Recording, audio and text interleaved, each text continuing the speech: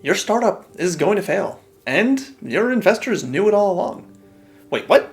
First of all, why is some guy on the internet, that's me, telling you that your amazing idea for a new wind-powered can opener or whatever is gonna fail? And second, if your investors knew it all along, why did they give you that seed round of funding? Welcome to Data Demystified. I'm Jeff Galak, and in this episode, we're gonna talk about base rates and how two different groups of people, you, the entrepreneur on the one hand, and your investors on the other, can look at the exact same information and interpret it very, very differently. Let's start with you, the budding entrepreneur, sure that your idea for a new business is going to change the world and make you and your investors gobs of money. You're eager, optimistic, and ready to take on the world. But let's not forget one very important fact. There are lots of folks out there just like you who are similarly eager, optimistic, and also ready to take on the world. They also think that their idea is the one, and like you, couldn't care less about any naysayers like me. But as you might already realize, not every new venture is going to succeed. In fact, I've seen estimates on what fraction of startups fail, ranging from something like 80 to 95%, depending on what types of startups you include and what you mean by failure. But let's be generous here and say that only 80% of startups fail. Said another way, only 1 in 5 startups will actually succeed, and the rest will crash and burn. This isn't some pie-in-the-sky idea either. These estimates come from looking back at what happened to previous startups time and time again. And honestly, if you're in this world of startups at all, none of this comes as a surprise. Starting a new business is incredibly difficult. Depends on a host of factors outside of the entrepreneur's control, and even then, more often than not, it comes down to just being at the right place at the right time. So failure is actually the norm when it comes to startups. But even if you agree with this idea, you might say, well, that's fine, but my company won't be the one to fail. I'll be that 1 in 5 who make it. well, I hope you do. Truly, I wish you the best of luck. But if you ask me to bet on your success, I bet with the base rates and bet against you. Sorry, it's not personal, but it's definitely a good bet. The problem is that when you sit in your own personal experience, you don't have a clue if you are the one of those 5 who will succeed or one of those 4 who will fail. You can hope your idea and execution of that idea will lead to success, but if history teaches us anything, you're much more likely to be wrong than you are to be right. This failure to appreciate what we call a base rate is the root cause of countless errors in decision making.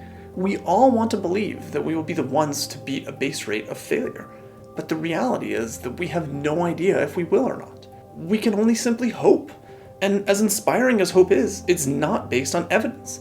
Evidence tells us that most startups will fail, and there's virtually no way to know if yours is one of the lucky few who will make it or not.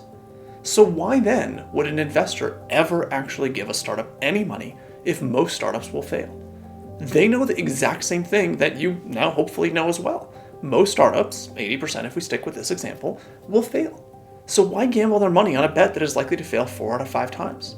Well, the answer is that most serious investors completely understand base rates and, critically, don't just bet on one company.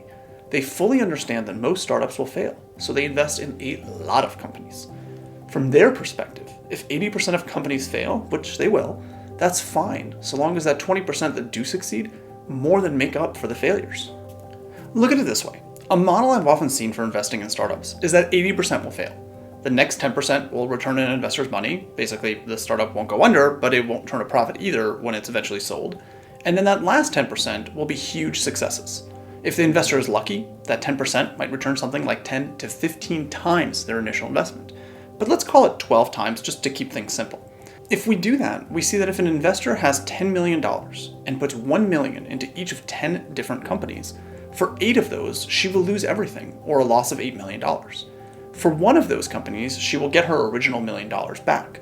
But for that one success, she will get $12 million back.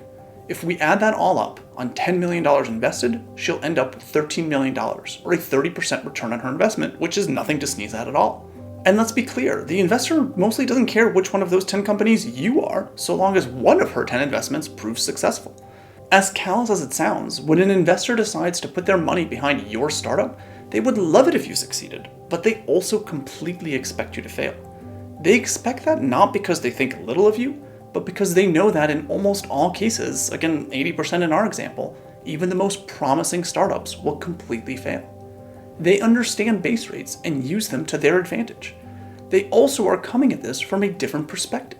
You, as an entrepreneur, only get one shot to succeed or fail, but they get to take lots and lots of shots to find a successful startup. Investors live in a world where they get to play the gamble over and over again, and as long as they keep winning big some of the time, it proves to be a good investment for them overall. But for you, who only has your one startup to hang your hat on, you don't get that repeated roll of the metaphorical dice. And this isn't the only example of base rates favoring one group of people, investors in our story here, over another, you, the entrepreneur. The entire business model of casinos is based on this idea. You, the gambler, are going to lose more than you're going to win. Literally, by just sitting down at a roulette table, you're going to lose money.